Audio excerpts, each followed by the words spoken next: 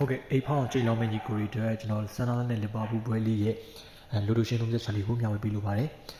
ဆန်နာလန်တို့ကလက်ရှိပေါ့နော်အိမ်ပရီးမီးယားလိမှာအိမ်ခွဲမှာရှုံးပွဲမရှိတဲ့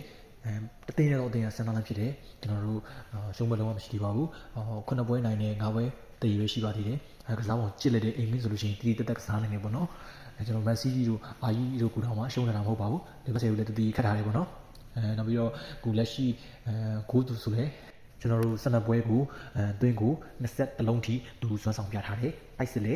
တစ်ဖက်ကိုပြန်ပြီးတော့ဒုက္ခပေးနိုင်တဲ့အနေအထားမျိုးမှာရှိပါတယ်။ကိုအချိန်မရွေးသွင်းသွားနိုင်တဲ့အနေအထားမျိုးမှာရှိပါတယ်။လီဗာပူးတို့ကတော့အဝေးပွဲမှာဆိုလို့ရှိရင်ကန်စီပိုင်းကတော့အရင်ကြီးကြည့်လက်တာမတွေ့အောင်ကျွန်တော်တို့12ပွဲပေါ့နော်။ပြီးကို20လုံးထိသူခွင့်ပြုပေးထားရတယ်ပေါ့နော်။ကျွန်တော်တို့ပြီးခဲ့တဲ့တလပိုင်းမှာဆိုလို့ရှိရင်ဂိုးပေါ်အသွားများထားတဲ့ဒီနှစ်သိန်းပေါ့နော်ဆန်နလန်ကလည်းကိုပေါ်သွားများထားတယ်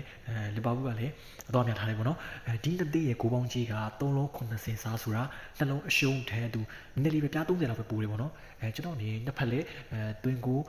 တိုက်စရာကောင်းတယ်တွင်းကိုချိန်ပြီးတွင်းနိုင်တဲ့ဒီနှစ်သိန်းဆန်နလန်ဆိုလေအိမ်ဝင်းမှာဆိုလို့ရှိရင်သူလီဗာအာကြီးတို့ကောင်မျိုးတော့ပေါ့နော်သူနှလုံးပြန်ထည့်ထားတယ်နှလုံးထည့်နိုင်တယ်လီဗာပူးဆိုလို့ရှိရင်လည်းသူတိုင်စစ်နေထားတော့ဒီကိုလည်းတည်ရတိုင်းပဲပေါ့နော်ဒီနှစ်သိန်းပေါ့နော်ဒီကန်စစ်လည်းအရင်ကြီးလောမကြည့်လက်ဘူးတိုက်စစ်ပိုင်းလည်းကိုရဖို့လွယ်ကူတယ်ဒီနှစ်သိန်းရေကိုပေါင်းကြီးက3လုံး80စားပေါ့နော်ဒီပြား30ဒီနှလုံးအရှုံးထက်ပြား30လောက်ပဲပူတယ်အနေထားနဲ့ကကျွန်တော်မြင်ဂိုးပေါ်မယ်ဆိုလို့ရှိရင်အဖြစ်တင်မှုလို့မြင်မိတယ်နောက်ပြီးတော့မနေ့ကခက်တော်တဲ့ပရီးမီးယားလိ၄ပွဲမှာ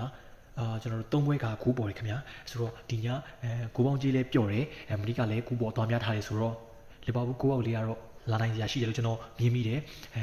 ကျွန်တော်အမြင်လေးကိုပြန်လည်ပြီးတော့မျှဝေပေးရဖြစ်တယ်အကြိုက်တူမှာစောဖို့ကြိုတင်မြတ်တာရခံပါတယ်အကောင့်တွေခဏခဏဖြစ်တယ်လို့ကျွန်တော် Telegram အမြဲတမ်းကြည့်အောင်ပါနော်တပွဲကောင်းတွေတင်ပြီးတယ်နေ့စဉ်တင်ပြီးတယ် Telegram လင်းလေးကိုကျွန်တော်ကိုမမှာထည့်ထားတယ်ဒီကိုရီအားလုံးအဆင်ပြေကြပါစေ Good luck and good night ပါခင်ဗျာ